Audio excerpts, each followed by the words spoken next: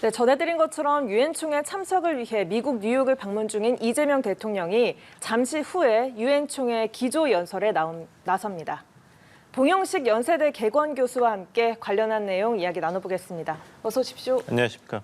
네, 올해는 유엔 창설 80주년이자 우리로서는 해방 80주년을 맞은 해입니다. 이재명 대통령으로서는 취임 후 첫 유엔 총회 기조 연설인데요. 그만큼 오늘 이 자리가 좀 상징성이 강하다고 볼 수가 있겠습니다. 같은 다자 외교 무게라고 하더라도 지난 G7 정상회의 때와 이 유엔 총회 기조 연설은 또 다른 의미가 있는 거죠. 아무래도 G7 정상회의는 7개국 이 참가하는 엘리트 그룹의 다자 외교 무대라고 할 수 있었고, 이제 한국은 사실 G7 멤버는 아니지만 유관 국가로 초청을 받아서 참석하는 입장이었죠. 그러니까 예. 이제 전면적인 참석이라고 보기는 어려웠습니다. 중요한 다자 외교 무대이긴 했지만, 그리고 나토 정상회의는 고심 끝에 이재명 대통령이 가지 않으셨죠. 그래서 이번 유엔 총회 고위급 회기에 참석하시는 것이 진정한 의미에서 다자 외교 무대 이제 데뷔하는 것이라고 볼 수 있는데 196개국 정상들이 참여하는 유엔 총회입니다. 여기서 7번째 연사로 그 한국의 외교 안보 정책 그리고 글로벌 기여에 대해서 또 민주주의 회복 탄력성에서 이야기한다는 것은 굉장히 중요한 계기라고 할 수 있겠죠. 네, 맞습니다. 이재명 대통령은 방금 말씀해 주신 것처럼 이제 바로 다음 순서인 7번째로 연설을 하게 됩니다. 그리고 민주대한민국이 국제사회에 복귀를 했다 이렇게 선언할 전망이고, 그 외에 또 국제사회에 어떤 메시지를 던질 것으로 예상하시나요? 예, 이제 그 대통령실에서 이제 이재명 대통령 출국 전에 강유정 대통령실 대변인이 이재명 대통령 연설을 통해서 대한민국의 민주주의 극복 과정을 공유하고 한반도 문제를 비롯한 글로벌 현안에 대해서 우리 정부의 비전과 정책을 제시할 예정이라고 했죠. 네. 이런 큰 맥락 안에서 어떻게 한국이 글로벌 기여 국가로 활동을 할 것인가에 대한 좀 더 소상한 이야기를 하실 것 같고, 또 이제 한반도 평화 정착 차원에서 북한의 핵 문제를 어떻게 한국에 이 접근할 것인가, 또 다른 국가와 어떻게 조화를 이룰 것인가. 지금 주목을 받고 있는 것이 이전 역대 정부와 비교한다면 동결 문제에 대해서는 굉장히 이재명 정부가 전면적으로 이야기를 하고 있습니다. 네. 그러니까 동결, 축소, 그다음에 비핵화 3단계 북한 핵 문제 해결 방법을 내세웠고, 지난번 백악관에서 미국의 트럼프 대통령과의 정상회담에서도 우리가 피스메이커를 하겠고 트럼프 대통령이 피스메이커를 하는 것이 좋겠다는 어떤 역할 분담에 대해서 굉장히 큰 하지만 또 명확한 선을 그었다는 것이 좀 눈에 띕니다. 네. 그래서 지난번에 이제 광복절 80돌 경축사에서 이재명 대통령이 이 문제에 대해서 좀 구체적인 이야기를 이미 했습니다. 남북 관계를 평화적 통일을 지향하는 과정의 특수관계로 규정하고 평화로운 한반도는 핵 없는 한반도다. 그러니까 이제 한반도에서 핵무기가 없다는, 그 북한에서도 핵무기가 없다는 이제 종착역, 최종 목표에 관해서는 이전 정부와 차이가 없다고 볼 수 있죠. 네, 맞습니다. 하지만 어떻게 접근하겠냐에 대해서는 차이점을 보이고 있습니다. 현재 북측 체제를 존중하고 흡수 통일을 배제하고 적대행주를 금지하겠다. 당장 접점을 찾기는 어려운 먼 미래를 두고 다투기보다는 9.19 군사합의라든지 선제적 단계적 복원, 즉 군사적 긴장 완화가 시급하다. 너무 한반도에서 군사적 긴장이 지난 정권에서 너무 높은 위험한 수준에 있기 때문에 그 온도를 낮추는 것이 무엇보다 중요하다는 실질적인 그리고 성취 가능함부터 먼저 찾아서 이룩하자는 그런 접근 방법을 이미 소개를 했죠. 그리고 아까 말씀드린 대로 미국과의 정상 회담을 할 때 동결이라는 카드, 즉 앞으로 있을 미국과 북한 간의 이제 외교적인 대화 협상에서도 북한이 요구하고 있는 북한의 이제 핵 무기 소유를 사실상 인정하고, 그러면 그 핵 위협을 어떻게 축소해 나갈 것인가. 축소를 하다 보면 이것이 비핵화로 이어진다는 전제하에서 그 접근 방법에 대해서 한국이 반대하지 않겠다는 입장을 보였습니다. 앞으로 귀추가 주목됩니다. 네, 언급하신 이 대북 관련 메시지에 대해서 좀 더 자세하게 이야기를 나눠보겠습니다. 아무래도 좀 주목을 받고 있는 부분이기도 한데요. 앞서 이재명 대통령이 외신 인터뷰에서 말씀하신 것처럼 북핵에 대한 단계적인 해법을 제시를 했었습니다. 북핵 동결이 임시적 비상조치로서 현실적인 대안이다. 선핵 동결, 후 비핵화 카드를 꺼내 들었었는데 또 보면 이런 가운데 우리 시각으로 어제 뉴욕에서 진행된 한미일 외교장관 회담에서는 한반도 비핵화 원칙을 재확인한 바 있습니다. 오늘 기조 연설에서 이 대북 관련 메시지가 나온다면 좀 어떤 추가적인 이야기를 더 할 거라고 보세요? 이제 한반도 비핵화 3단계론에 대한 여러 가지 비판과 오해가 있을 수 있습니다. 동결 축소만 해도 성공적이라는 이제 현실론적인 입장을 외국 언론과 인터뷰에서 이재명 대통령이 피력을 했죠. 예. 하지만 여기에 그 우려를 표명하는 입장에서는 동결 축소에 그친다면 만약에 북한이 핵무장한 상태는 그대로 유지가 되는 것이 아닌가. 그렇다면 한반도에서의 이 핵무기 불균형, 즉 북한은 핵무장을 했고 그 숫자가 좀 줄어들었다 하더라도 네. 대한민국은 핵 없이 이 북한의 핵 위협에 어떻게 대응할 것인가. 이 핵무기 불균형용에 대해서는 이재명 정부의 이 3단계 비핵화론이 대답이 될 수가 없다. 이 비판이 계속 있는 것이죠. 예. 그렇다면 이것이 과연 궁극적이고 근본적인 한반도 비핵화의 해결책이 될 수 있는가. 여기에 대한 어떤 우려에 대해서 그리고 비판에 대해서 이제 이재명 대통령이 이번에 유엔 총회 메시지에서 좀 더 구체적인 설득력 있는 그런 설명이 있지 않을까 생각합니다. 즉 이재명 대통령의 이야기는 동결이 최종 목표가 절대 아니다. 예. 하지만 북한 비핵화만 계속 얘기하다가 지난 30여 년 동안에 어떤 가시적인 성과가 있었는가, 북한의 핵탄두 숫자가 줄어들었는가, 그 투발 수단을 우리가 막았는가, 여기에 대해서는 여러 가지 의구심이 있기 때문에 성취할 수 있는 현실적인 성취부터 우리가 확실히 잡아야 된다. 그 면에서 본다면 동결에 대해서 그러니까 입구론인 것이죠. 동결이 출구가 최종 단계가 아니라 동결을 입구로 들어가서 결국에는 최종 단계인 한반도에서 핵 없는 세상을 이루겠다는 그런 목표를 달성하자는 것이 이제 소위 말하는 이재명 대통령의 이제 현실적인 북한 비핵화 접근 방법입니다. 자, 연설 중에 민주주의 회복을 선언한 부분에서 좀 박수가 터져 나오기도 했고 또 대북 메시지에 대한 해법도 제시를 했는데 좀 세부적인 이야기는 차차 하도록 하고요. 전반적으로 연설 좀 어떻게 들으셨는지 또 특히 인상적인 부분이 있다면 어떤 부분이었는지요? 가장 인상적인 부분이 있다면은 트럼프 미국 대통령의 연설과의 그 대조라고 하겠습니다. 트럼프 미국 대통령이 그 두 번째 연사로 나섰죠. 관례에 따르면은 항상 첫 번째 연사는 유엔 총회에서 브라질입니다. 이것이 관례가 됐고 두 번째는 미국 대통령입니다. 왜냐하면은 유엔 본부가 뉴욕, 미국 땅에 있으니까요. 이렇게 돼 있는데 트럼프 대통령이 장시간 연설을 했죠. 57분 동안의 연설을 했는데 사실 어떤 선거 캠페인 그리고 자신의 치적의 이야기인데 많이 시간을 할애했습니다. 그러면서 유엔에 대해서는 굉장히 비판적인 날선 발언을 삼가하지 않았거든요. 그래서 그 오랜 1시간가량 연설에서 유엔이 잠재력을 전혀 발휘하지 못하고 있다. 그래서 내가 미국 대통령으로서 7개 전쟁을 끝냈다. 근데 유엔은 전화 한 통도 하지 않았다. 이렇게 비판을 했어요. 예. 왜 미국이 유엔이 할 일을 대신하게 하고 있는가 안타깝다 이런 얘기를 했거든요. 유엔이 나한테 준 거는 두 가지밖에 없다. 아까 이재명 대통령께서 이제 유엔 총회장에 에스컬레이터를 타고 올라가는 모습이 나왔는데요. 그게 또 하필 그 멜라니아 여사와 트럼프 대통령이 올라갈 땐 중간에 멈췄습니다. 그래서 우리가 다칠 뻔했다. 우리가 건강하니까 제대로 멈췄지 다칠 뻔했다 얘기하고 그리고 트럼프 대통령이 연설을 시작하려는데 늦어졌습니다. 왜냐하면 그 프롬프터가 또 작동을 안 했어요. 예. 그래서 트럼프 대통령이 그 두 가지를 꼭 집어서 유엔은 정말 문제가 많다. 프롬프터도 작동을 안 하고 에스컬레이터도 멈췄다. 이런 얘기를 했거든요. 거기에 반해서는 이재명 대통령의 메시지는 유엔의 성과가 없다 그러는데 있다. 유엔 80주년을 맞이해서 유엔이 무엇을 기여했는가를 알고 싶으면 대한민국을 봐라. 대한민국의 80년 역사가 유엔의 성과를 그대로 보여준다고 얘기를 했거든요. 유엔이 설립된 해에 한국이 식민지에서 해방이 되었고 한국 전쟁 때 유엔이 도와주었다 이런 얘기를 했어요.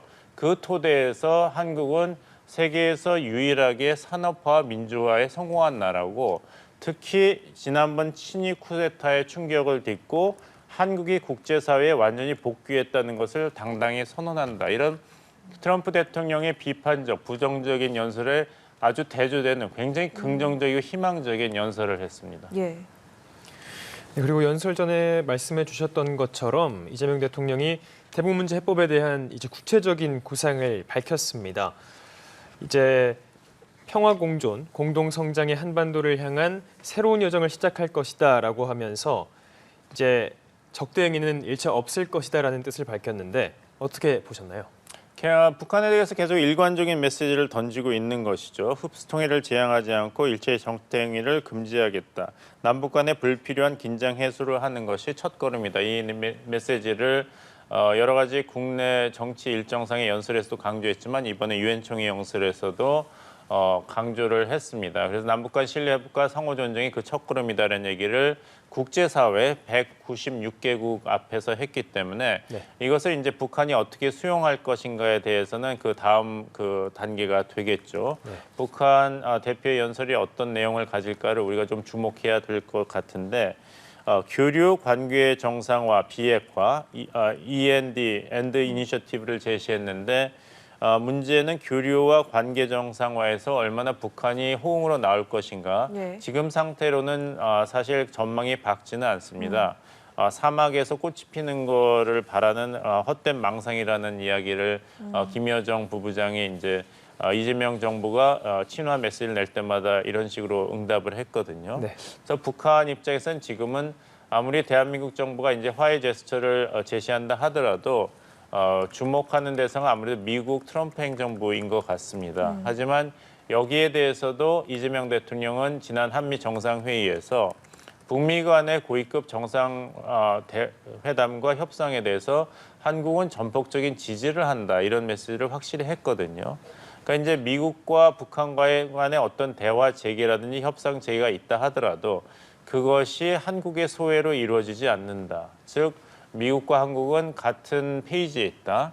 북한과의 그런 교류, 관계 정상화를 위한 어떤 가시적인 성과도 환영한다는 입장을 공유했기 때문에 이것이 한미 공조에서는 큰 장애가 될 것 같지는 않습니다. 네. 이 구체적인 해법으로 END, End Initiative 또 다시 언급을 좀 해주셨는데 일단은 교류, 관계 정상화를 먼저 이루려면 일단은 북미 대화든 남북 대화든 북한을 좀 대화의 장으로 끌어 나오게 하는 게 좀 먼저일 텐데요. 말씀하신 것처럼 지금 북한 태도가 굉장히 적대적이고 비핵화 불가능하다 이야기를 하고 있고 또 앞에서 트럼프 대통령 연설하고 좀 비교를 해주셨지만 트럼프 대통령이 1시간 가까이 연설하면서도 북한과 한반도 정세에 대해서 전혀 언급을 하지 않았었거든요.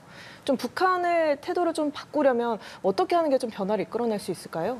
예, 트럼프 대통령이 대통령 선거 기간 동안에는 내가 당선이 되면은 러우 전쟁도 금세 끝낼 수가 있다. 취임 전에도 끝낼 수 있다. 이렇게 엄포를 했는데 사실상 러우 전쟁은 계속해서 종전 협상이 공전에 그치고 있습니다. 가자 지구에서의 이런 충돌도 계속되고 있고요. 그렇게 본다면은 이제 트럼프 정부가 북한을 상대하는 외교적 노력을 가동하기에는 아직 여러 가지 숙제가 미해결 상태에 있기 때문에 그런 면에서 이번 유엔 총회 연설에서 북한에 대한 언급이 없었던 게 아닌가 생각합니다. 이것을 꼭 부정적으로 볼 수는 없죠. 예. 기억하시겠습니다만 북한과 미국 간의 군사적 긴장 상태가 최고조에 올랐던 2017년 그때 유엔 총회 연설에서 트럼프 대통령은 북한 완전 파괴라는 굉장히 극단적인 표현까지 썼거든요. 그런 식의 북한 문제를 언급하는 것은 사실 바람직한 것은 아니죠. 그런 면에서 본다면은 트럼프 대통령이 장시간 연설 가운데서 북한 문제를 언급하지 않은 것이 어떻게 본다면 부정적이고 섭섭하다는 해석도 가능하지만 이렇게 트럼프 행정부의 글로벌 전략이 지금 계획대로 순풍을 달고 진전되지 않고 있는 상태를 고려한다면 북한 문제에 대해서 이렇게 꼭 집어서 얘기하지 않은 것도 상당 부분 이해를 할 수가 있다. 트럼프 대통령이 스스로 얘기한 거는 내가 나서서 7개 전쟁을 끝냈다고 했거든요. 그러니까 7개 전쟁을 끝내고 아직도 가자지구 상황과 러시아 우크라이나 전쟁 종전에 애쓰고 있기 때문에 예. 굉장히 힘들다는 얘기를 했어요. 그렇다면 이제 북한에 대해서 미국이 어떻게 손을 내밀기에는 아직까지도 좀 벅찬 상황이 아닌가 이런 식으로 이제 해석을 할 수 있습니다. 그러면서 사람들이 내가 이렇게 훌륭한 일을 했기 때문에 당연히 노벨 평화상을 7개는 받아야 된다고 얘기하는데 예. 나는 그것 때문에 이렇게 평화를 구축하는 것이 아니다 얘기했는데 사람이 어떤 일에 관심이 있으면은 관심이 없다고 오히려 강조하는 면이 있죠. 그런 면을 본다면은 트럼프 대통령이 나는 노벨 평화상에 관심이 없고 생명을 구하기 위해서 평화를 이루기 위해서 이런 일을 한다고 얘기한 것이 오히려 트럼프 대통령 자신이 노벨 평화상에 아직도 관심이 있다는 것을 심리적으로 반증하는 발언이 아니었나 생각합니다. 네, 오늘 이 대통령 연설 내용 북한 측에서도 분명히 좀 보고 있었을 것 같은데요. 어떤 반응을 보일 거라고 좀 보세요? 좀 기다려 봐야겠죠. 다시 말씀드립니다만 북한에서 계속 면밀히 주시하고 분석을 하고 있을 것입니다. 하지만 북한이 지금 애를 쓰고 있는 것은 북미 대화의 준비입니다. 따라서 이제 트럼프 대통령이 경주 에이펙 정상회의에 참석하는 것이 기정사실화가 됐는데 여러 가지 전망이 나오고 있습니다. 트럼프 대통령이 한국에 오는 그 참에 김정은 위원과의 어떤 짤막한 만남이라도 이루어지지 않겠는가. 그렇지만 그 공이 북한 쪽으로 넘어갔기 때문에 김정은 위원장이 여기에 대해서 어떤 보관을 가지고 행동할 것인가. 김정은 위원장이 지난번에 80주년 전승절 기념 그 열병식 베이징에 참석했지 않습니까? 그래서 시진핑 주석과 러시아의 블라디미르 푸틴 대통령과 어깨를 나란히 천안문 광장 막루에서 모습을 보였습니다. 그래서 왜 갔느냐? 그 삼자 공조를 과시하는 효과도 있었지만 시진핑 주석과도 양자 정상회담을 가졌습니다. 그렇다면은 이런 가능성에 대해서 분명히 중국 시진핑 정부와 조율이 있었을 것이다. 왜냐하면은 트럼프 일기 때 김정은 위원장의 행보를 보면은 북미 정상회담이 있기 전에는 꼭 중국과 정상회담을 했거든요. 네. 그런 걸 본다면은 뭔가 조율이 분명히 있었을 것이다. 따라서 지금 이재명 대통령의 유엔 총회 연설에 대해서 북한이 어떤 즉각적인 반응을 보이는 것을 기대하기보다는 앞으로 북한의 행동을 보고 북한이 이재명 정부의 이런 평화 메시지를 어떻게 수용하고 분석하고 있는가를 우리가 더 확실히 해석할 수 있을 것입니다. 네, 말씀 주신 것을 바탕으로 가장 최근에 있었던 김정은 북한 국무위원장은 북미 대화 자체는 비핵화를 포기했을 때 할 수 있다 이런 식으로 말을 했는데 이재명 대통령은 이번 공식 석상에서 비핵화를 위한 단계적 방안을 더 자세하게 밝혔습니다. 단기간에 해결되기는 어렵다라고 하면서 중단, 축소, 폐기로 도달하는 실용적이고 단계적인 해법이 필요하다라고 강조했는데 이게 기존 이전 정부와 다른 점이 있을까요? 그렇죠. 이제 단계적인 해법을 굉장히 적극적으로 강조했다는 면에서 본다면은 이전 정부 보수 진보를 합쳐서 비핵화만을 이야기하고 북한을 핵 보유 국가로 인정하는 것은 절대 불가하다는 입장.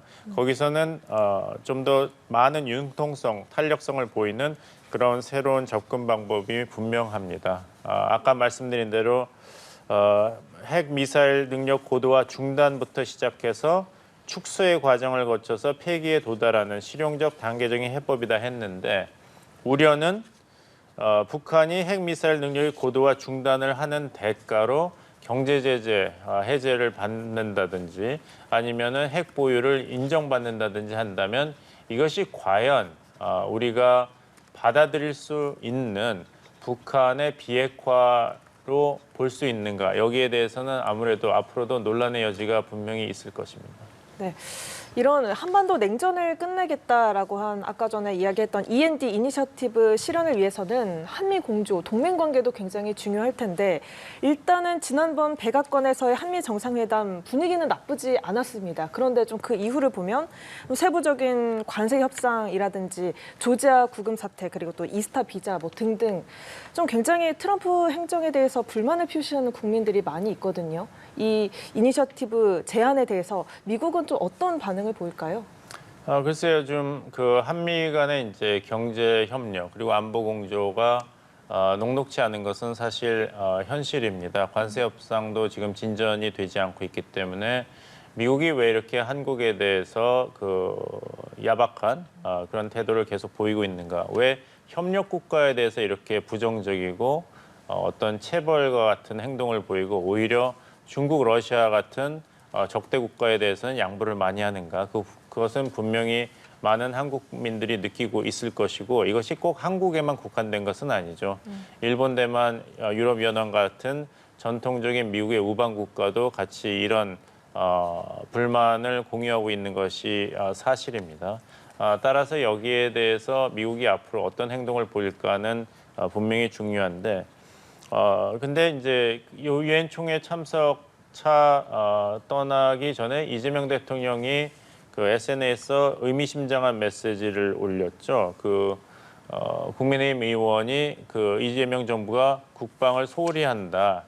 북한에 비해서 한국의 국방력이 열세다 이런 메시지를 올렸을 때 아주 이례적으로 사실 대통령이 한 국회의원의 이런 그 인터넷상 메시지에 즉각적이고 자세한 반응을 보이는 것은 드문데 메시지를 올려서 한국의 국방력은 강력한데 중요한 건 이런 군사력, 국방력, 국력을 가지고도 외국 군대가 없으면 자주 국방이 불가능한 것처럼 생각하는 것은 일각의 굴종적인 사고라고 강조를 했어요. 그런 말을 본다면 이것이 냉전 시대를 종식시키겠다는 이재명 대통령의 유엔 총회 연설과 어떻게 연결이 되는가? 결국엔 냉전을 종식시킨다는 것은 흔들리지 않는 나라, 대한민국을 건설하는 것이거든요.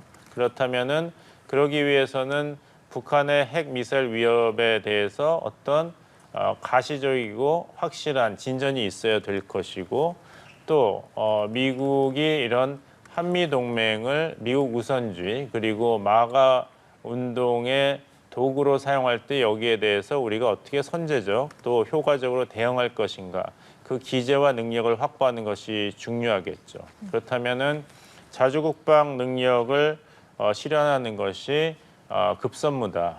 안 그러면은 계속 미국에 흔들리고 또 북한에 흔들리기 때문에 냉전 시대를 종식시키기에는 한국의 역량이 부족하다는 것은 계속 증명이 될 것이기 때문에 이런 얘기를 미리 한다는 것은 미국에 대해서는 지금 관세 협상이 어렵게 되는데 한국이 그렇게 쉽게 양보하지 않을 것이다.